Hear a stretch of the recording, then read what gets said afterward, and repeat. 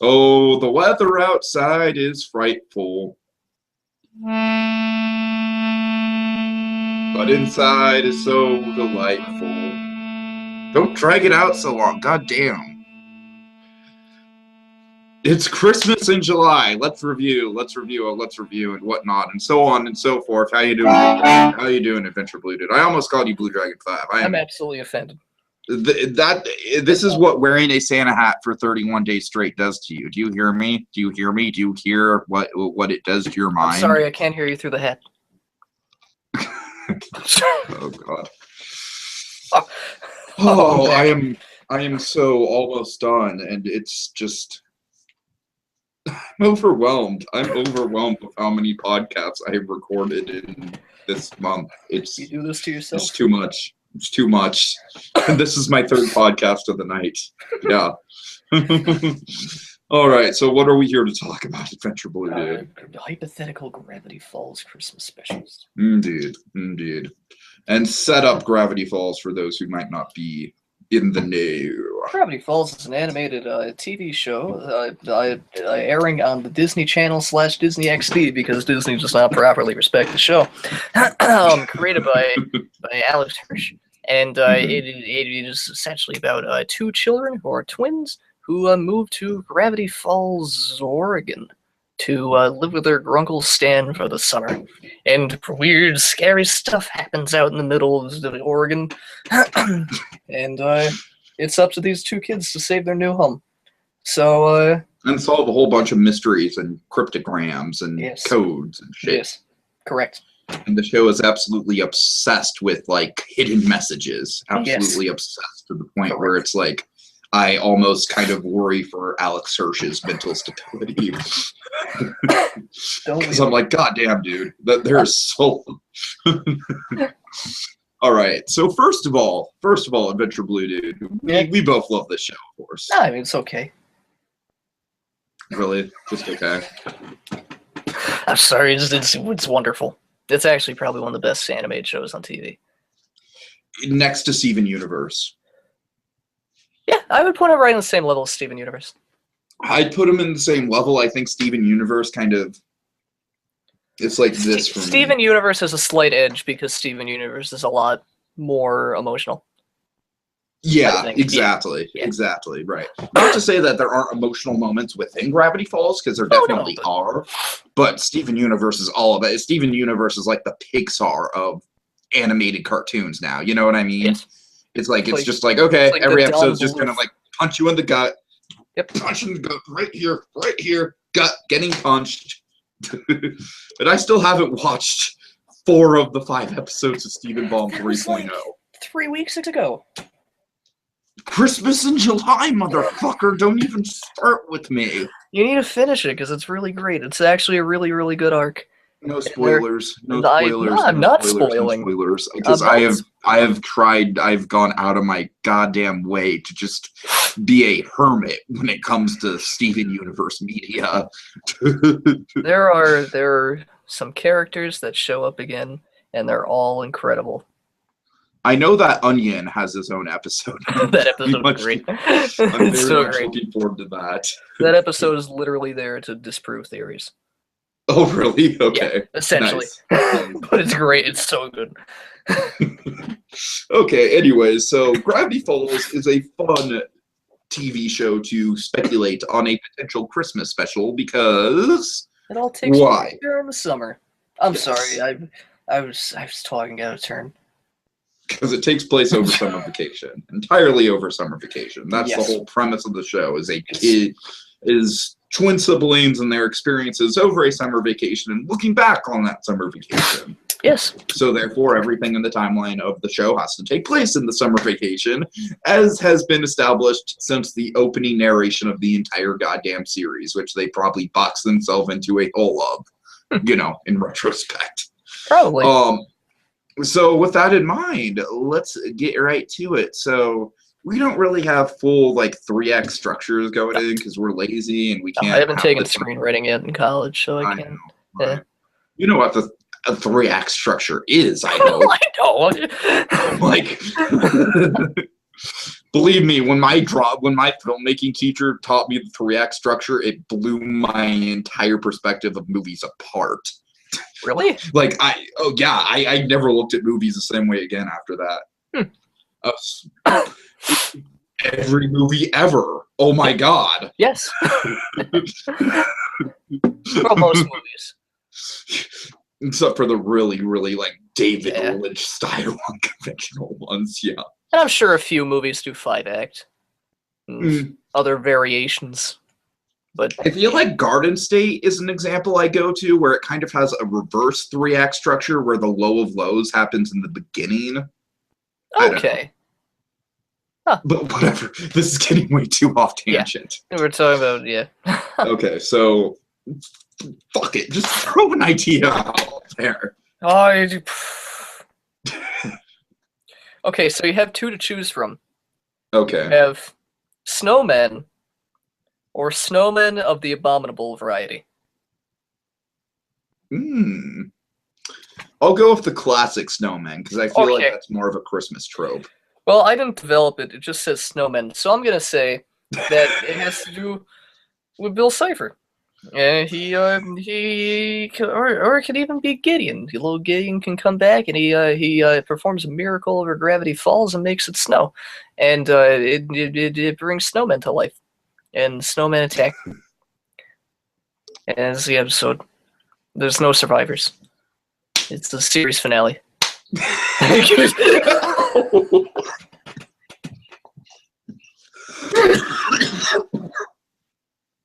Broke me up and laugh. Whatever happened to you when you laugh so hard that you break out into a cough? Yeah. Hurts your throat. Oh god. Okay. I guess I'll throw out a little plot line that I kind of had. Okay, so you've seen You're a Dirty Rotten Bastard from the Nostalgia Critic? No. No, you have not? I don't watch the specials. Okay. I mean, they're fine. Yeah, I know. I just haven't really watched. Basically, the base premise of You're a Dirty Rotten Bastard is It's a Wonderful Life, except instead of Nostalgia Critic being shown how wonderful or how miserable everyone's life is without him, it shows how wonderful everyone's life is without him. So, just to go down the line, Linkara is the president of both Marvel and DC. Angry Joe is the president. Just the president of the United States. Let's see, what else? Brad is the biggest porn star in the world. And to top it all off, the best one was Spoonie is the Nostalgia Critic. And not only is he the nostalgia, he's got a very loving relationship with Douchey. You know, the troll. What? Douchey the troll. Douchey McGee. You're breaking up. Am I really? Are you serious? You are breaking up. Yes, I do know who you're talking about, though. Maybe turn your camera off? Because we have that problem way too often. There you go. Yeah, but I just switched to a new laptop, so I shouldn't be having that problem, though. That's the thing. I can understand on my old desktop from, like, 2007 that I'd be having that problem. Yeah. But I'm, like, on a 2014 desktops, or 2014 laptop, so I should be fine. Yeah. Anyways, you get the point, though.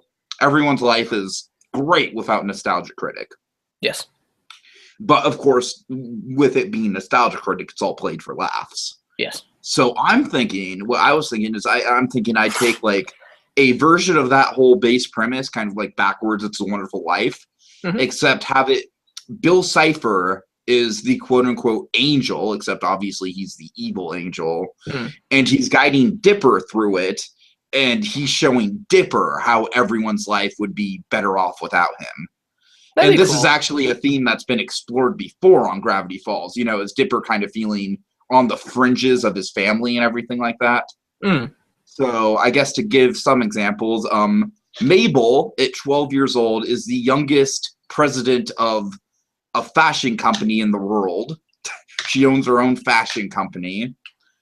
Uncle Stan and Stanford, the real Stanford. Spoilers. I know. I apologize. Ford. Grunkle Stan and Ford. Yes. They are rich business partners, and they're the closest goddamn brothers in the world. Mr. McGucket is the world's most renowned intellectual. Let's see, who else? Seuss and his father, they're literally like the poster childs for awesome father-son dynamics. Yeah. So, and the twist is that Bill Cipher's just manipulating everything, of course. He's just playing mind games on Dipper. That's what I got. That'd be cool. Like, especially if it's in attempts to like get the Notebook. That's what I'm saying. Yeah, exactly. Jesus Christ, I don't really have much here. I really don't. I'm just realizing how little I have. It's okay. It's more than I have. I just have ideas. I know. That's pretty much all I have, too. Yeah.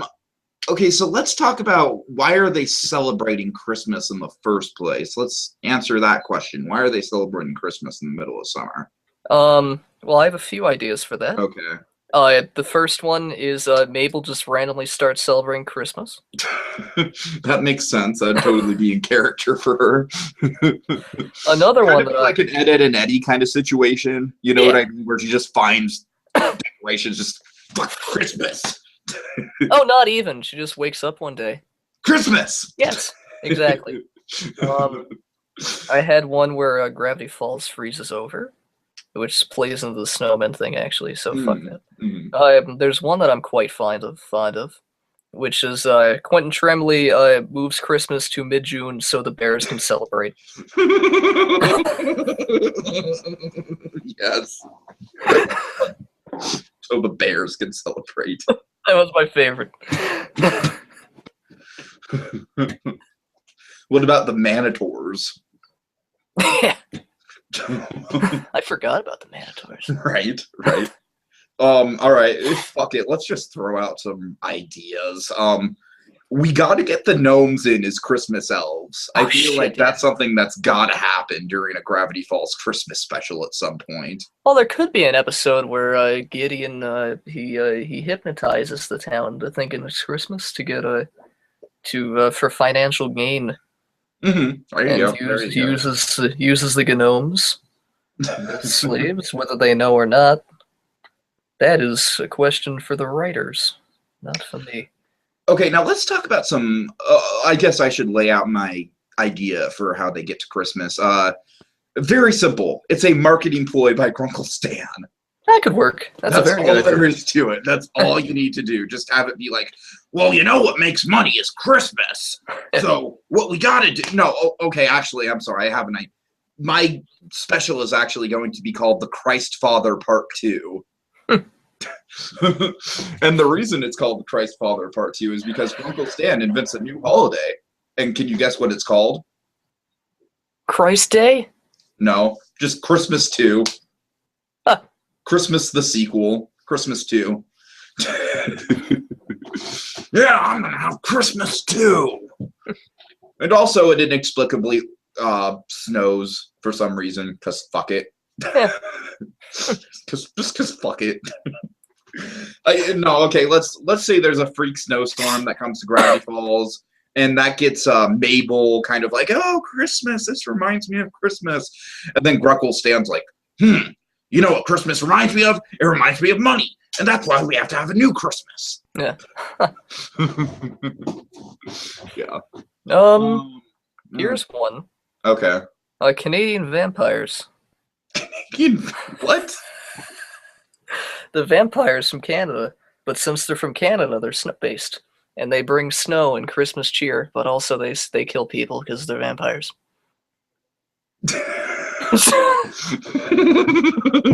All right.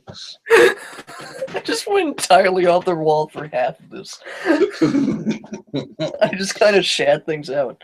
It's all good. It's all good. Oh god. Okay. Let's see what sort of supernatural Christmas Canadian creatures? vampires. Yeah, I know. I'm saying what other ones? Oh boy. Oh, Krampus. Oh yeah. I mean, That has been done totally fits before, into though. Gravity Falls.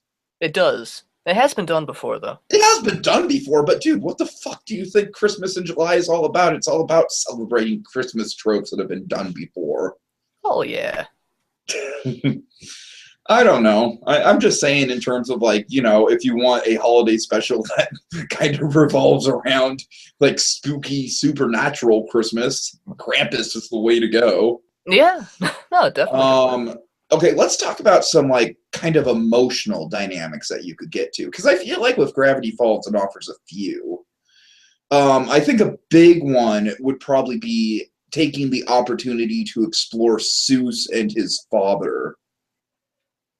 Yeah, that could be cool. Oh, that's another idea I forgot to write down. It's not Susan's father, but I'll talk about it later. No, that could definitely be a really good Christmas episode. I'm just saying, like, in terms of stuff that would tug at the heartstrings, I would even go as far as to say, like, I mean, my God, I love all the characters on Gravity Falls, but it fluctuates between Seuss, Grunkle Stan, and Mabel. You know what I mean? I think those are the big three. Yeah.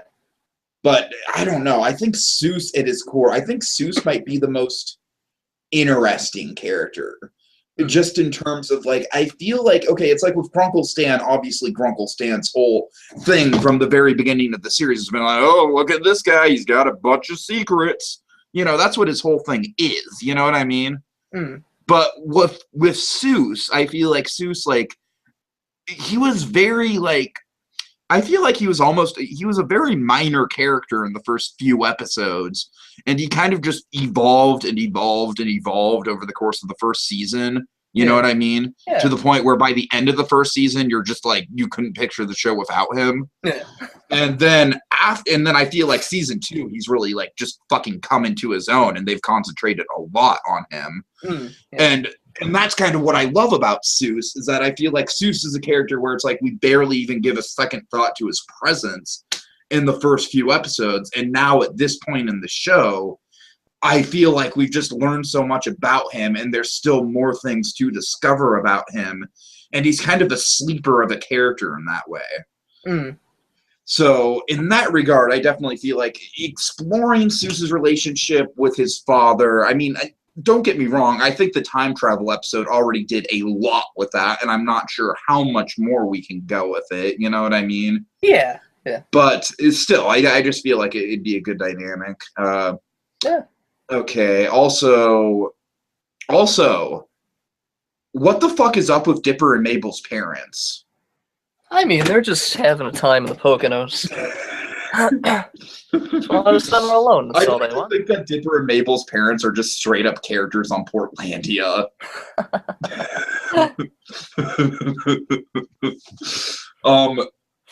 I don't know, like, honestly, part of me when I watch this show, I almost kind of want to think that Dipper and Mabel's parents might be the key to everything in some bizarre way.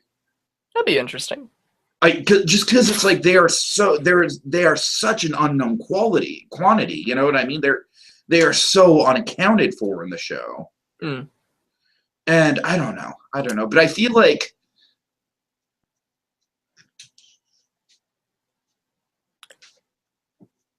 What? But I feel like I'm sorry. That's fine. I'm just really confused because I can't see you. No, it's I know.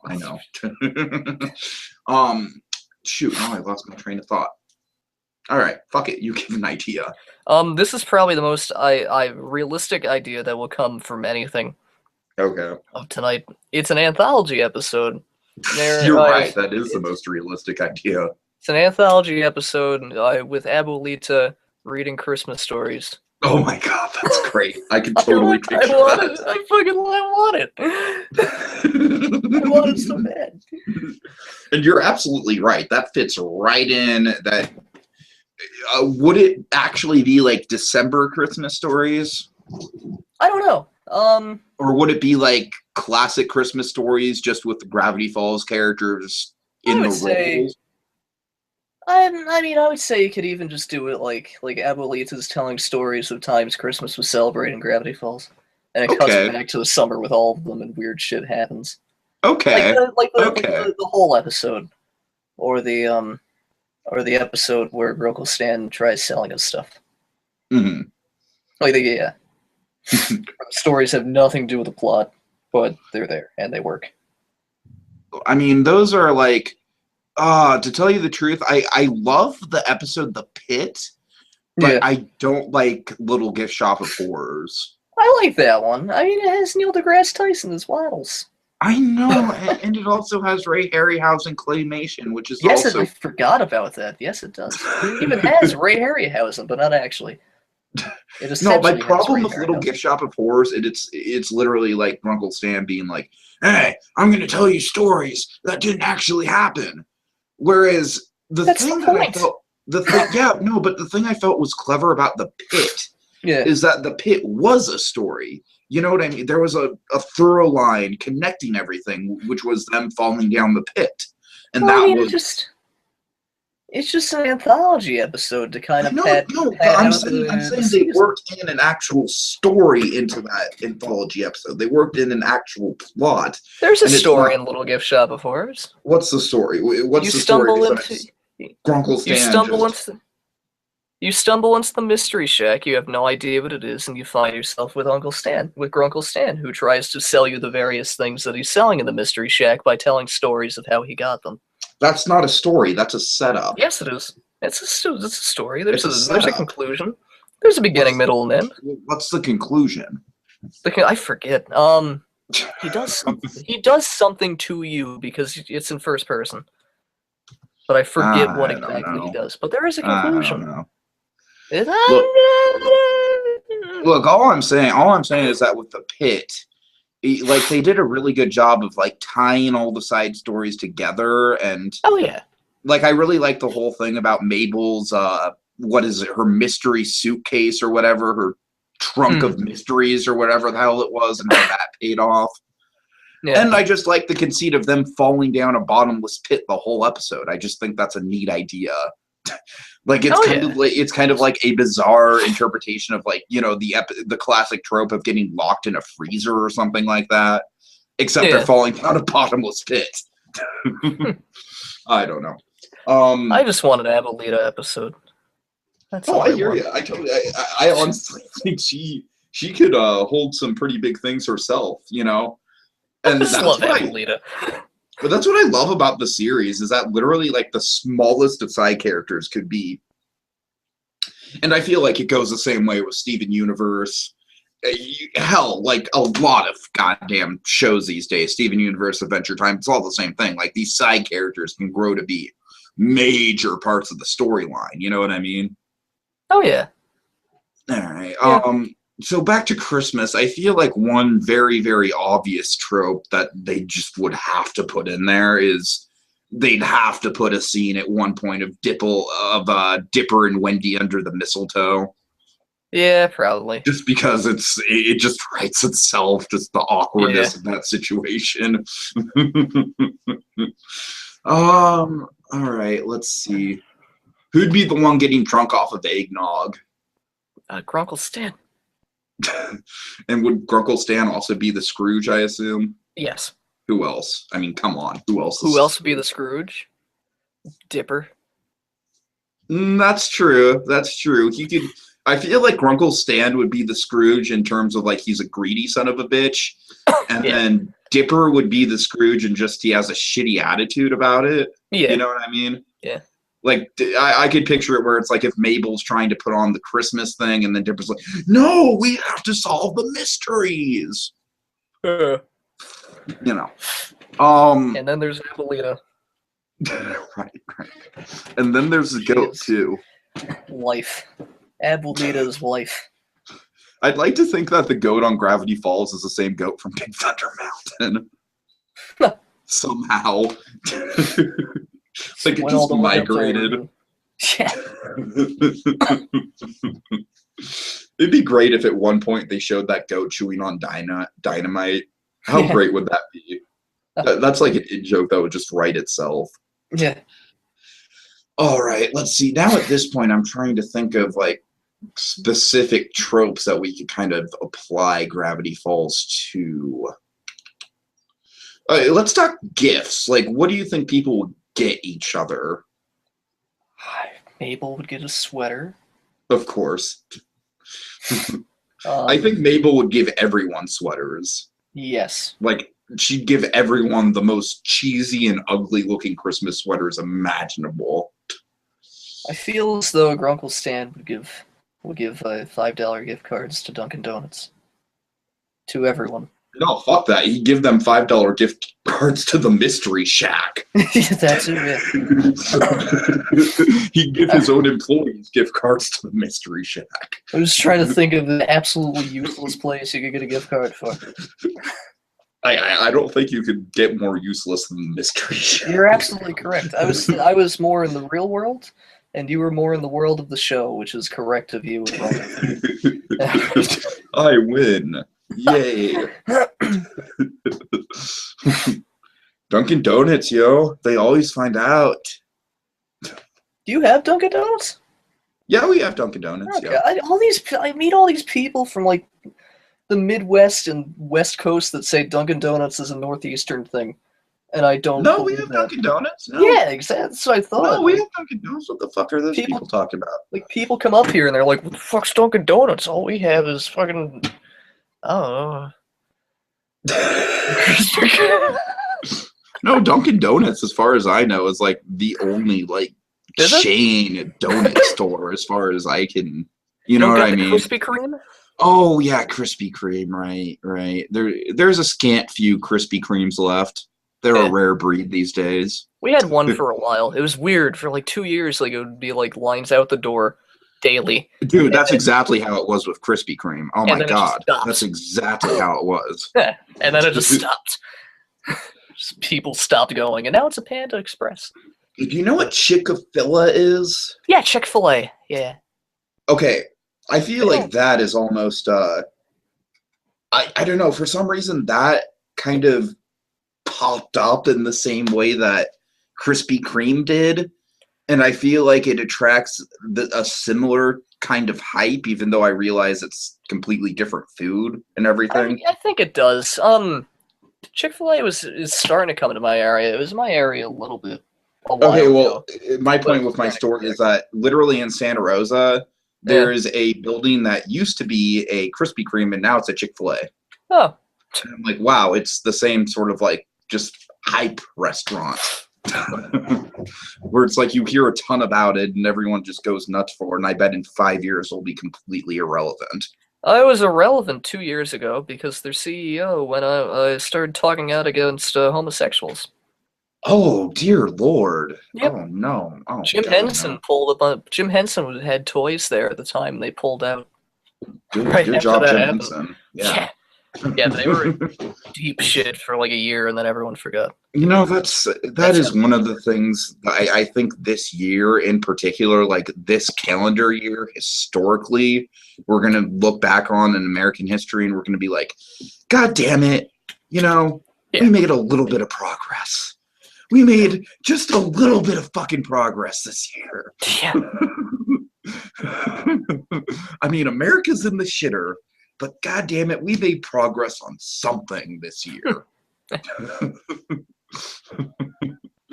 All right, so I take it since we're going off on political rants, we don't really have a lot else to say about Gravity Falls. No, I don't really have anything to say other than I want Abuelita, I want Quentin Chambly, and I would like Canadian zombies. Canadian vampires, I apologize. Can you just picture a vampire with a Canadian accent, and they're the friendliest fuckers you've ever met, but they're also so very devious because they're vampires. I could totally picture that in Scott Pilgrim. I could picture that as well, actually. That's the thing. Like, I'm picturing it more because it's Canadian. I'm picturing it more as a Scott Pilgrim thing and less as a Gravity Falls thing. Yeah. All right. Well, oh God, where's my hat? You don't need it. You don't have video. Well, now I have video. I'm going to come back on camera because I need to do the list. Okay. God damn it. While we stall, I'm going to shuffle a deck of cards. No, I got it. This is a list. It's a lot of things and shit. All right. And this is, no, seriously, this is all the episodes that we've done in this month's Christmas in July. All there. We're making a list, checking it twice. You ready for me to list off 29 Christmas specials? Yeah. Oh, God, I hate doing this. Like, at first it was fun. It was like, all right, here's the 5 that we've done. And now it's just like, okay, every here's night 3. I have to list, like, yeah, exactly. And now it's like every night I have to list like 20 plus. Okay. Rugrats, let us know. I love Lucy Christmas. So, Batman, Invasion of the Secret Santas. You hear that, Blue Dragon 5? I didn't call it Batman, Invasion of the Bold. Literally every time I've done this, I've like slipped up and called it Batman, Invasion of the Bold. I wish that was an episode. Just all the sidekicks invade. Hell, fucking episode. I want that to be a series.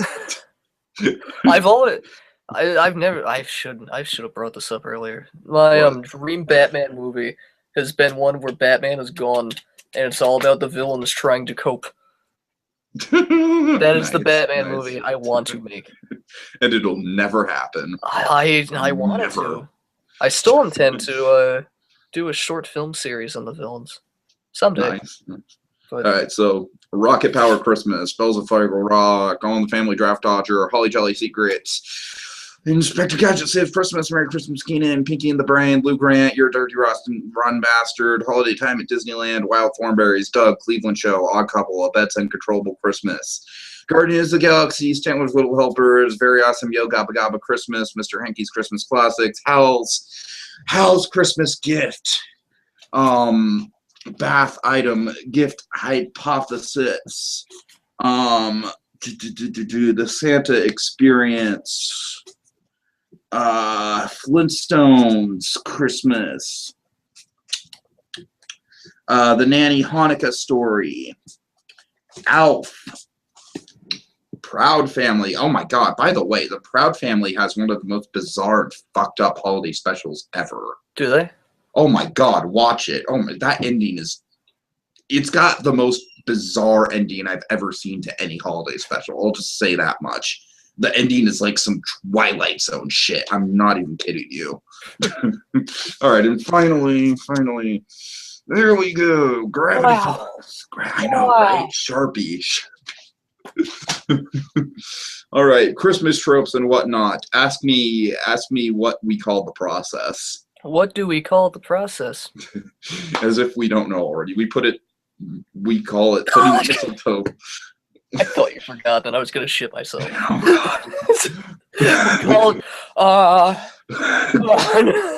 Fuck you. Making fun of me all stuttering and whatnot. We call it putting the mistletoe underneath the microscope next time on Christmas in July. La la la la la la la la. Yeah. Is this your card?